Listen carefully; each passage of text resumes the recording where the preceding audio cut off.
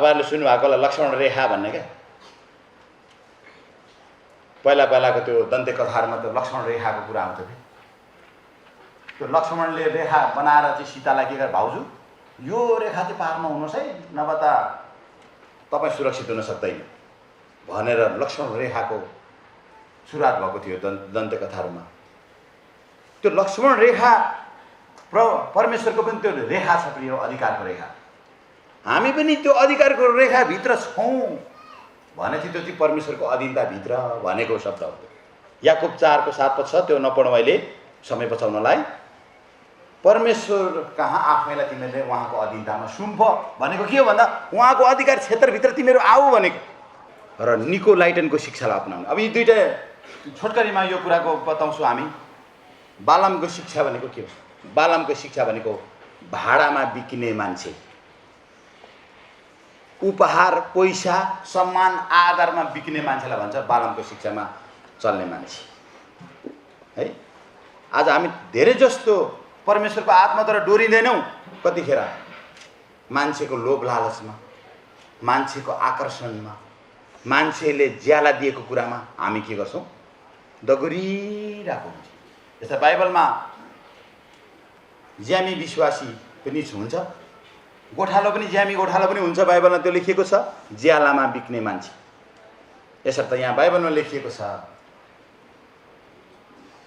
बाइबलमा लेखिएको छ भाडामा लिएको व्यक्ति मोआब र अम्मोनी अथवा अम्मोनी मोआबीको ती परमेश्वरका शत्रुहरूले भाडामा लिएर चलाएको व्यक्ति चाहिँ को अरे? बालाम। त्यो पद पढौँ हामी, आउनुहोस्। यसर्थ तपाईँ हाम्रो जीवनमा पनि कसैले तपाईँ हामीलाई भाडामा चलाउँदै छैन यी दिनहरुमा? होशियार हुनुपर्छ हामी। जवान भाइ बहिनीहरू, तपाईलाई अविश्वासी बहिनीलाई भाइले चलाइरहेको छैन भाडामा? विश्वासी बहिनीलाई अविश्वासी भाइले चलाइरहेको छैन भाडामा? भाडामा चल्नु भनेको उसको चाल अनुसार जे भनेको त्यतै मान्नु, जे गर्छ भने त्यही गर्न न। आज अविश्वासीसँग, परमेश्वरलाई नचिन्ने समुदायसँग, नचिन्ने व्यक्तिसँग हाम्रो साँडगाँड हुँदैछ भने त्यसलाई भन्छ बालामको शिक्षा। किन भाडामा बिक्दैछौ?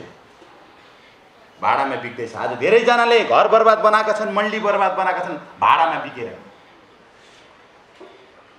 भाडामा बिकेर परिवार बर्बाद भएको छ। केले? भाडामा बिक्यो। बालामको शिक्षा मान्ने चाहिँ भाडामा बिक्ने व्यक्ति, ज्यालामा बिक्ने व्यक्तिहरू, पैसामा बिक्ने व्यक्तिहरू हुन्। आज तपाईँ हामी त्यस्तो हुनुहुँदैन। आउनुहोस्, व्यवस्थाको किताब बालामको शिक्षा भनेको चाहिँ भाडामा बिक्ने शिक्षा। कसैलाई यसो भनिदिनुस् न, फल्नालाई यस्तो वचन ल्याइदिनुस् न हाम्रो मण्डलीको लागि भनेर तपाईलाई कसैले निर्देशन दिँदैछ? तपाईँ भाडामा बिक्दै हुनुहुन्छ। एकजनाले मलाई त्यसो भन्यो, भाइ हाम्रो मण्डलीमा त दशंशको कहिले कसैले वचन ल्याएन। लु न भाइ, पैसै आउँदैन, पैसै आउँदैन, दशंशको वचन ल्याइदिनुहोस्। भाडामा बिकेको त्यो व्यक्तिलाई धिक्कार भन्छु म। हुन त कोही त्यो विचार उनको बदल्यो बदलेन मलाई थाहा छैन, तर त्यो व्यक्तिलाई धिक्कार, जसले निर्देशन दिँदैछ कि दशंशको मेसेज ल्याइदिनुहोस्। अरे फल्ना चाहिँ आज किन आएन सेवामा? त्यसका लागि मैले वचन तयार पारेको थिएँ भन्दै वचन ल्याउने व्यक्ति भाडामा बिक्ने व्यक्ति हो। भाडामा हामी कहिले बिक्ने? हामी जवान छोराछोरी अविश्वासीसँग भाडामा बिक्नु हुँदैन है। अविश्वासीको शिक्षा, धन, रूप, क्षमता हेरेर अविश्वासीसँग बिक्नु हुँदैन तपाईँ हामी। त्यसलाई भन्छ बालामको शिक्षा। भाडामा लिए भन्छ। आउनुहोस् त्यो पद पढौँ। व्यवस्थाको किताब 23 अध्याय 4 पद पढिदिनुहोस् कसैले। तिमीहरू मिश्र देशबाट निस्केर आउँदा तिमीहरूलाई बाटोमा रोटी र पानी लिएर भेटेनन् अनि तिमीलाई श्राप दिन तिनीहरूले तिम्रो विरोधमा मियाको पतोरबाट बोअरको छोरा बालामलाई भाडामा लिए। बोअरको छोरा बालामलाई भाडामा। भाडामा लिएको व्यक्ति। यहुदा इस्करियोती पनि भाडामै लिएको व्यक्ति। यहुदाको अर्थ प्रशंसा हो, इस्करियोतीको अर्थ भाडाको व्यक्ति, भाडाको मान्छे, ज्यालामा बिक्ने मान्छे। यसो त आज तपाईँ हामीलाई पनि कसैले यो वचन ल्याइदिनुहोस् भन्दै निर्देशन दिन्छ, यो वचनको खाँचो छ भन्दै भन्छ। तपाईँ कोही व्यक्तिसँग निर्धारित भएर तपाईँले वचन दिँदै हुनुहुन्छ, सेवा गर्दै हुनुहुन्छ, मानिसमा आधारित भएर हामीले प्रभुको सेवा गर्दैछौँ। हामी पनि भाडामा बिक्ने व्यक्ति भन्छ। बालामको शिक्षा हो यो मण्डली परगामसमा चाहिँ त्यस्तो शिक्षा आज पनि मण्डलीमा देखिरहेका छौँ। भाडामा बिक्ने, लाखौँ करोडौँमा पनि बिक्नेहरू छन् कतिजना हो, भाडामा बिक्ने। त्यसले गर्दा परिवार बर्बाद भयो, मण्डली बर्बाद भयो, व्यक्ति बर्बाद भयो। आज यो अवस्था, परगामसको अवस्था अहिले वर्तमान मण्डलीमा पनि, हाम्रा परिवारमा पनि, हाम्रो व्यक्तिगत जीवनमा पनि यस्ता कुराहरू देखिरहेको छ। अब यहाँ आह्वान गरिरहनु भएको छ प्रभुले, अब प्रस्ताव गर है यो कुराको विषय नफरक। प्रस्ताव गर्नु भनेको फर्किनु, फर्किहाल यो कुराबाट भनेर आह्वान गरिरहनु होसियारीको लागि उहाँले आह्वान गरिरहनु भएको छ यो परगामसको मण्डलीलाई। अब यो चाहिँ अब समय बचाउको लागि यति नै राख्नु। बालामको शिक्षा भनेको चाहिँ त्यो। अब निकोलाइटनको शिक्षा, निकोलाइटनको शिक्षा भनेको चाहिँ आफैलाई आफू कहाँ खिच्ने व्यक्ति, मिठो मिठो चिप्लो कुरा गरेर आमामा डाँडा पर्वत जोडेर होलाई होइन, होइनलाई हो बनाएर हो मान्छेलाई आफू कहाँ हो वाह वाह फल्नाले भनेको कुरा त दामी हो, राम्रो औ क्या दामी कुरा गर्नुभयो तपाईँले, मेरो त घैँटैमै घाम लाग्यो भन्ने आफू कहाँ खिच्ने व्यक्ति, आफू कहाँ खिच्ने व्यक्तिलाई भन्छ निकोलाइटनको शिक्षा। जब अब्सालोमले पनि मान्छे एकदम ह्यान्डसम थियो, उनी एकदम राम्रो भला आदमी हेर्दा, अब्सालोम दाउद राजाको छोरा कति राम्रा मान्छे थिए। अनि त्यो मान्छे राम्रा थिए तर उनको नियत राम्रो थिएन। आज पनि हेर्दा विश्वासी एकदम आत्मिक देखा पर्छ तर उसको भित्रको इगो नियत राम्रो हुँदैन। धेरैजना भित्र इगोले विश्वासीहरू जिरहेको हुन्छ, बाँचिरहेको हुन्छ। मण्डलीको सहकारी जिम्मेवारी पनि इगोद्वारा सेवा गरिरहेको हुन्छ, इगो भित्र राखेर क्या। त्यो इगोद्वारा हेर्दा चाहिँ कति भला आदमी, आमा त्यो फल्ना दाजु त के आत्मिक मान्छे, कति राम्रो, त्यो बहिनी फल्ना भाइ हेर कति इमान्दार, बरु प्यार प्यार कराउने यताउता दगुरा दगुर गर्ने चाहिँ बिग्रेको हुँदैन। एकदम आत्मिक व्यक्ति चाहिँ बिग्रिरहेको हुन्छ क्या। हेर्दा के राम्रो हो भनेर सोच्दै नसोचेको मान्छे बिग्रिरहेको हुन्छ मण्डलीमा, हेर्दा कति राम्रो। अनि त्यो अब्सालोम पनि हेर्दा एकदम सुन्दर, अनि एकदम उहाँ सलाम गर्नलाई राजा दाउदका आउने मान्छेलाई बाटैमा रोकेर हजुर सलाम, हजुर के कामले आउनुभयो, त्यो त मै आफै गर्न सक्छु, तपाईँ राजा कहाँ जानै पर्दैन भन्दै बाटैमा रोक्ने। एउटा यस्तो समयमा पनि म जस्ट काठमाडौँमा आएको थिएँ, हजुर मण्डली यता होइन यता होइन यता, त्यता होइन त्यता होइन भनेर बाटोमा छेक्ने बसिरहेको थियो। त्यस्तो समयमा म पनि काठमाडौँमा आएको थिएँ। मण्डली त्यता होइन त्यता होइन, अहिले त त्यताबाट हटिसक्यो त, गइसक्यो यता यता। अब्सालोम पनि प्रिय हो, मिठो बोलेर ती इमान्दार मान्छेहरूलाई खिच्दै थिए। त्यहाँबाट त्यो शब्द चाहिँ पढौँ, अब्सालोमले सबै मान्छेको के गरे अरे, हृदय के गरे अरे, चोरे। सामान चोर्ने मात्र चोर होइन प्रिय हो, बाइबलमा चोरहरू चोरी भन्ने पाप लेखा छ। मान्छेको मन चोर्ने पनि पापी हुन्छ, त्यो पनि चोर हो। आज उसले के गर्यो अरे, हृदय चोर्यो अरे क्या अब्सालोमले। यसलाई भन्छ निकोलाइटनको शिक्षा।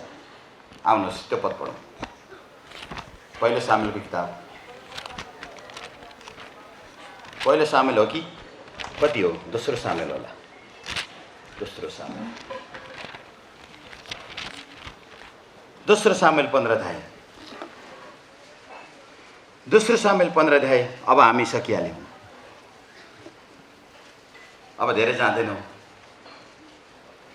दोस्रो सामेल 15 अध्याय कहीँ पढौँ, 6 पद कसैले पढिदिनुहोस्। अनि न्यायका निम्ति न्यायका निम्ति राजा कहाँ आउने सारा इजरायलीसित न्यायका निम्ति राजाका आउने सारा इजरायलसित अब्सालोमले यस्तै गर्थे। यसरी अब्सालोमले इजरायलका मानिसहरूको हृदय चोरे। यसरी अब्सालोमले इजरायलका मानिसहरूको हृदय चोरे। राजाका आउनेलाई बाटैमा रोक्ने अनि मिठो बोलेर चुम्बन समाउँथे अरे, हात बढाएर एकदम हजुर अँगाले हार्थे। त्यही भएर हाम्रो एमजी बडाको उखान मलाई याद आउँछ क्या। प्रभुले लानुभयो एमजी बडालाई। प्रभु कहाँ हुनुहुन्छ उहाँले के भन्नुहुन्छ? प्रभु यो अन्तिम दिनमा तपाईँका छोराछोरी तपाईँको घरभित्र छाती मिलाउँछन्, बाहिर लाती मिलाउँछन्। हो तब हाम्रो जीवन त यस्तै छैन।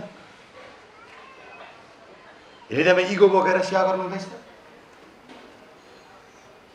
अर्कालाई खिच्ने प्रभाव पार्ने हिसाबले तपाईँले सेवा गर्नु हुँदैछ। आज यो निकोलाइटनको शिक्षा खिचेर हृदय चोरेर। अनि प्रभुको दास बडा दानियलले भन्नुहुन्थ्यो, शैतान अब पहिला खराउ खुट्टा लाएर आउँथ्यो अरे के। शैतान चाहिँ खराउ खुट्टा पडाउ पडाउ पडाउ परैबाट आवाज आउँथ्यो अरे। अहिले पनि कतिजना चप्पल पड्काउँदै हिँड्छ नि। शैतान पनि पहिला चाहिँ खराउ खुट्टा लाएर आउँथ्यो अरे। काठको चप्पल क्या त, खराउ भनेको त काठको चप्पल। अहिलेका नानीहरूलाई त खराउ भनेको के हो थाहै छैन। अनि हिँड्दा पनि आवाज आउँथ्यो। पहिला शैतान त्यसरी आउँथ्यो अरे। अहिले चाहिँ न्याम न्यामी चप्पल लाएर आउँछ अरे क्या। मिठो बोलेर हजुर कहाँबाट आउनुभयो। यसो त बाइबलमा यहाँ भन्छ अब्सालोमले पनि के गर्थ्यो अरे, च्याप्पै अँगालो मार्थ्यो अरे, समाउँथ्यो अरे, चुम्बन पनि गरिहाल्थ्यो अरे। आउनुहोस् त्यो पद पनि पढौँ 5 पद। त्यसलाई भन्छ निकोलाइटनको शिक्षा, आफू कहाँ खिच्ने शिक्षा। मान्छे आफू कहाँ खिचेर नि प्यानल बनाउने मान्छे, प्यानल गुड बनाउने मान्छेलाई भन्छ निकोलाइटनको शिक्षा। पढिदिनुहोस् 5 पद पनि। यस्तो हुन्थ्यो जब कुनै मानिस तिनलाई दण्डवत गर्न तिनको नजिक आउँथ्यो तब तिनले आफ्नो हात बढाएर त्यसलाई समाउँथे र चुम्बन गर्थे। यसो त शत्रुको चुम्बन के हुन्छ अरे? के हुन्छ? छली हुन्छ।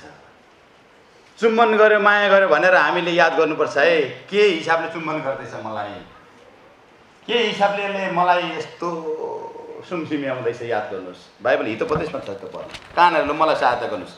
फ्यामिली प्रेयर भनेको वचन खोज्ने सेवा पनि है। 27 अध्यायमा रहेछ। मैले नै पाएँ है। हजुरहरूले पाइसक्नु भएको छ र, तर भन्नु भएन। किन फ्यामिली प्रेयर भनेको चाहिँ वचन खोज्ने सेवा पनि हो। 27 अध्यायको हामी पढौँ 6 पद। पढिदिनुहोस् कसैले।